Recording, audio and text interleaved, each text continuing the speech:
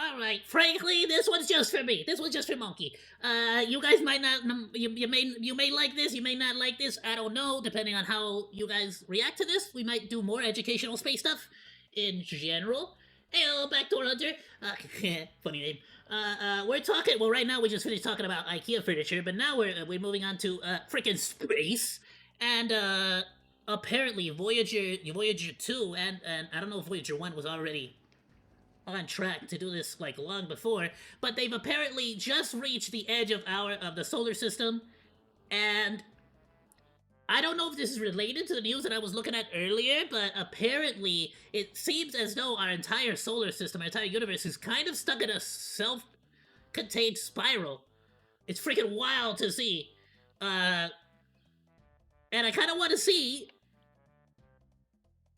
it in more detail. I don't know if that's what this is gonna be related to, but let's just get into it and sort of see what the freak NASA just found out.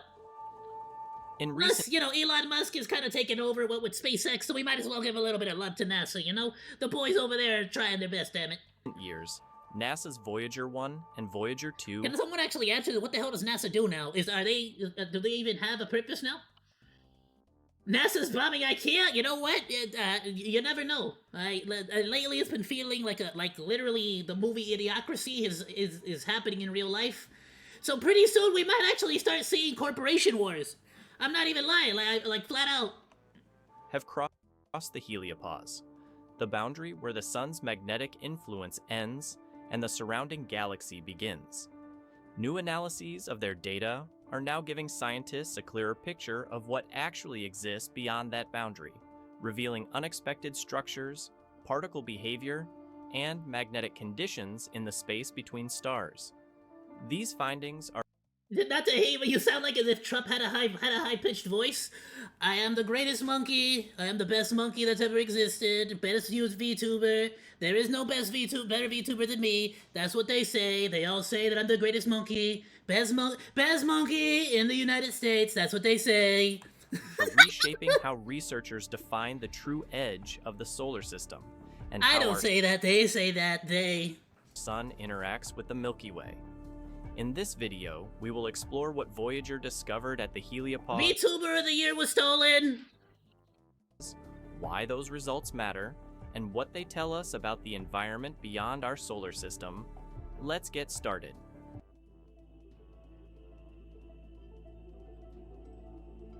So it is actually a bit insane to think about Voyager 1 the idea that our entire solar system is genuinely its own self-contained sort of thing, and that potentially we're separated from the rest of the universe, which kind of makes you wonder, is there a reason for that, or is that just sort of how it happened, naturally? Voyager 2 were launched in 1977 to explore Could you imagine if a bunch of aliens just, like, cut us off from them, because they're like, yeah, they're not really, like, advanced enough. Planets. But their most valuable contribution came decades later, far beyond the orbit of Neptune.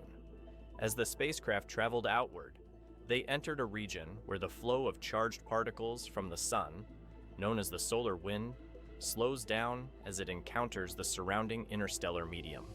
This interaction forms a vast bubble around the solar system called the heliosphere.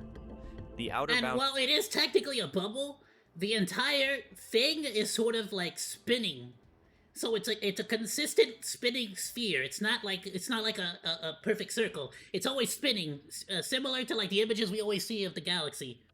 The boundary of that bubble is the heliopause. It's just that when it's in Voyager every direction. 1 crossed this boundary in 2012, its instruments recorded a sudden drop in particles coming from the sun, and a sharp increase in high-energy cosmic rays arriving from outside the solar system. These changes confirmed that the spacecraft had moved into interstellar space. Voyager 2 later observed the same transition from a different direction, providing a second, independent set of measurements. What made these— Which is awesome, right? Realistically, I don't know if it's better to do like the triangulation type shiz on like the X, Y, and Z axis, or what would be better. But I'm just gonna say this, and it has nothing to do with the educational part of this, but I am a firm believer that these Voyagers are gonna get picked up by some alien race, they're gonna figure out where they came from, and then they're gonna invade us and annihilate us. I'm not saying that that's gonna happen. I'm just saying it's a possibility, and we should really call these things back or figure out some kind of way to bring them back. Like, at least until we figure out how to, like, get, like, spaceships that we can use to defend ourselves. Or, like, at least some, like, planet cannons so we can, like, shoot into space. You know, like, in case we get invaded. Or something. These crossings, especially... Like, all I'm saying is, when it comes to space warfare, I'm pretty sure it's not even gonna be weapons. We're just gonna figure out how to, like, change the trajectory of meteors and then, like, launch them at each other from, like, galaxies away. Earth versus Mars, and we just, like, sort of hurl meteorites at each other. Like, that's how I imagine space warfare being. I don't think it's gonna be like Star Wars. Because all you have to do is hit one planet with one meteor, and it wipes out the entire race, and, like, everything. So, if we don't got cannons to, like, stop the meteorites from hitting our planet, maybe we shouldn't be sending out signals like, "Hey, everybody, we're right here, look at us!" You know, it's like, you wouldn't go into a PvP server and, like, start shouting at the top of your lungs like, "I'm right here, I'm nice, I'm level 1, I'm level 0. important was not just that they happened, but what they revealed about the nature of the boundary itself. Scientists had expected a wide, chaotic transition region where solar and interstellar particles would mix gradually. Instead, Voyager detected a relatively narrow zone where conditions changed quickly and decisively. On one side, the plasma environment... That does make more sense to me, though, right? Because space is like the ultimate emptiness. And from everything we've observed, like, the only things that really exist out in space are gonna be, like, the most efficient...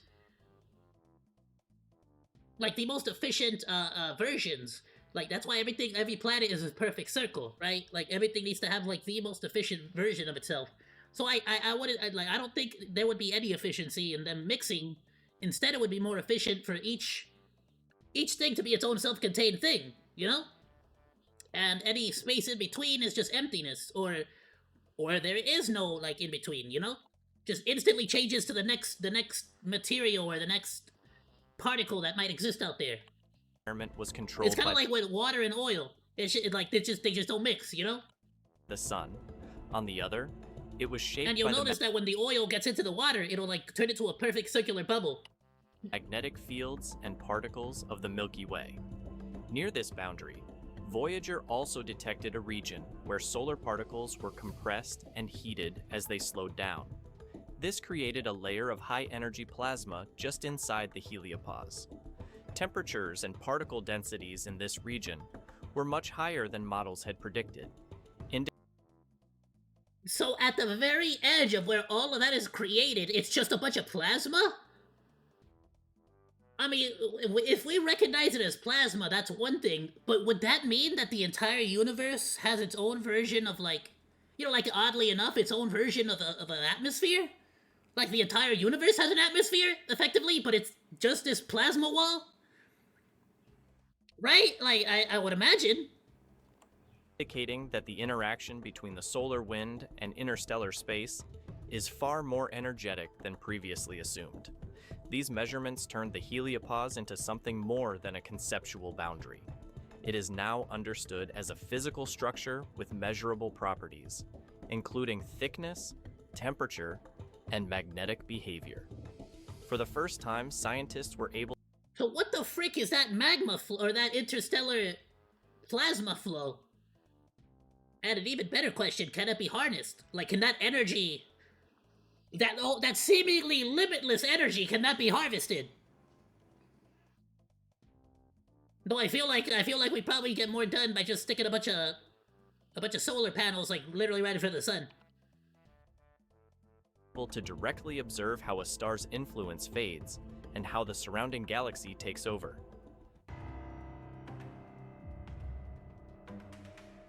The heliopause is not just a line in space. Like, I genuinely think that we should start, like, I feel like we should start putting,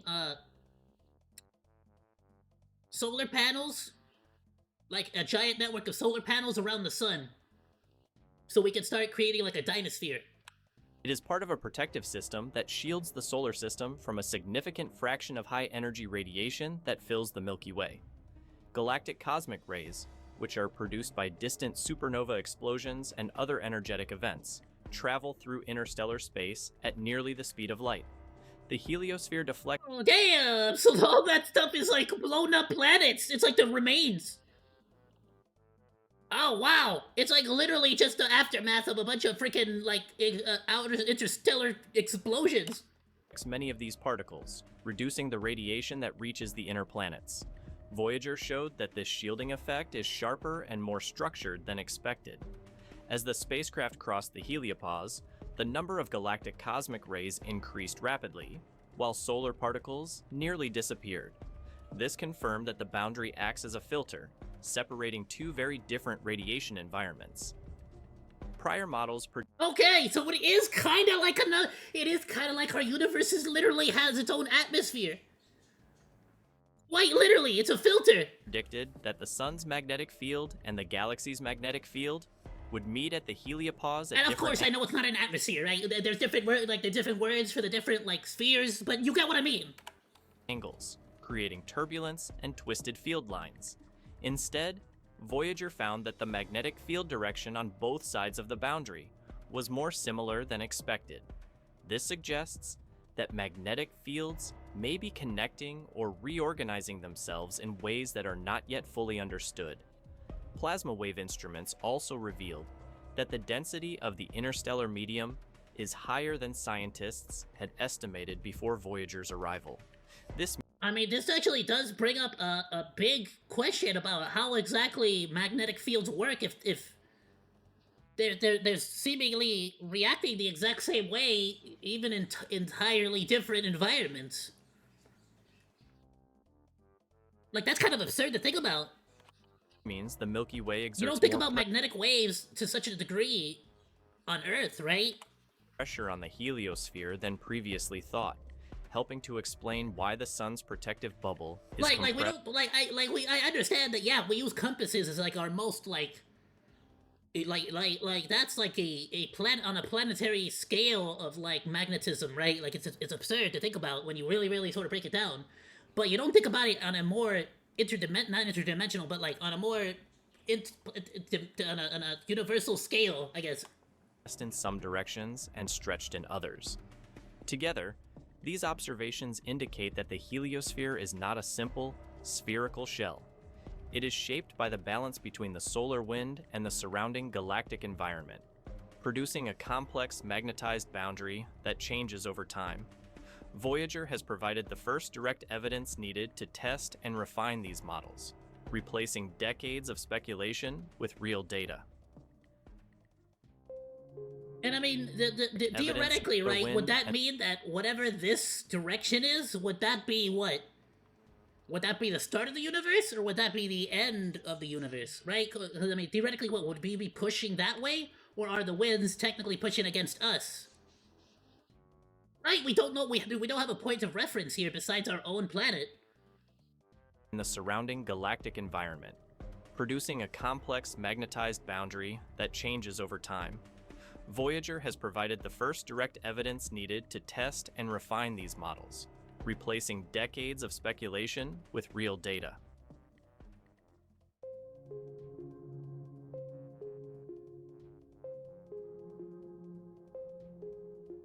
Understanding the heliopause has practical consequences. High-energy cosmic radiation is one of the main hazards for astronauts traveling beyond Earth's magnetic field. Missions to the Moon, Mars, and eventually deeper into space will need accurate predictions of radiation exposure. That's true. I don't know where. It's like one of those things where they actually there's like interviews with astronauts where they talk about how while they're up on the space stations, there will suddenly and randomly be like fits of like white, almost like flashes of light in your vision. And that's not because of any other reason than, like, apparently, even with all the shielding and all the protection that we put up on those space stations, some, like, particles of light and particles of, like solar radiation will still cut through the actual facilities and effectively, like, hit your eyeballs, and that's what causes that, like, flashing. And it's apparently a thing that they've been progressively trying to, like find a solution to. Voyager's measurements help scientists understand how It's the not like heliosphere reduced- super damaging, but absolutely it cannot be a good thing for the overall, like, you know, the overall lifespan of a human being, I guess. Like, I doubt it's anything positive for the body, right? Whoops. Uses and reshapes this radiation, improving models used for mission planning. There are also implications for the long-term history of the solar system. The sun does not remain in one place within the Milky Way. Over millions of years, it moves through regions of varying density and magnetic activity. If the sun were to pass through a denser interstellar cloud, the heliosphere could shrink, allowing more cosmic radiation to reach the inner planets. And the thing is, we could even use the heliosphere to determine where the position of the sun is gonna be. It's like it's absolutely opening up a wild array of new knowledge for us just from like a couple of simple discoveries. Voyager's data provide the first direct insight into how that interaction might unfold. These discoveries have also strengthened the case for a new interstellar mission.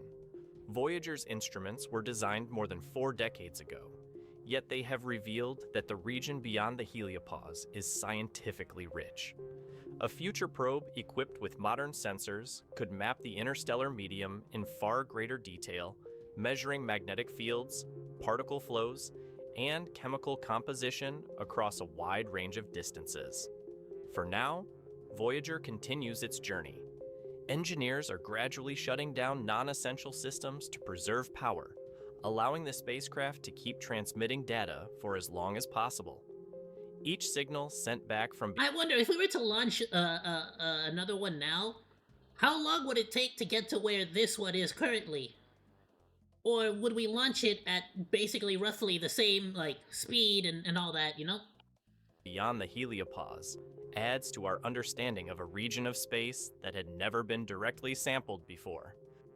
Voyager has revealed that the true edge of the solar system is a magnetic boundary, not a distant planet. Beyond it lies a structured and active interstellar environment shaped by the Milky Way. For the first time, humanity is directly measuring the space between the stars. Which is just wild to think about. Right, like how we're just barely getting to that point where we can have accurate representations of, like, basically an accurate map of the entire universe. Kind of like we have maps of the planet. It's freaking wild. You know, because like it's like the whole thing of like how maps, like old maps are like, well, they were made very crudely, but now every single time we remap the maps, they look even more different because the more accurate they get, the more sort of like curves and tiny details we can get accurate and correct, you know? The technology is only gonna get better and better. It's gonna keep improving. I can only hope I am one of the few people that is ever going to be able to witness any of the actual, like, more extreme and far-reaching, positive consequences of this kind of information being learned about. I would be happy if at least once in my life I could go visit Mars. I think from like reports, supposedly it would like with the modern equipment we have now, it would be like a 4 or 5 month journey just to get there. You know, I would love to be able to visit Mars at some point in my life. That would be amazing. And then I could come back home and you know actually live where all the Wi-Fi and stuff is because you know I like that. I don't know if I'd give up my comforts, but I definitely would like to visit. It'd be cool. What a freaking phenomenal video. Please go drop a like, go drop a sub to NASA Space News. Freaking awesome. I would love to be able to check out more of their stuff in the future. If y'all like these kinds of videos, let me know in the comment section. I'm gonna go ahead and drop a link on Discord, as well as it'll be in the description below for all of you to go and enjoy. Please go drop them a like, go drop them a sub. All that good stuff, Morodachis. Ayoo, Morodachis! Thank you so much for watching this video. Please be sure to like, comment, and subscribe. You can also find links to the videos that we reacted to today down in the description below, along with my Oshi marks. I'll see you in the next video, Monos. Goodbye, and thank you so much for swinging by. Salut!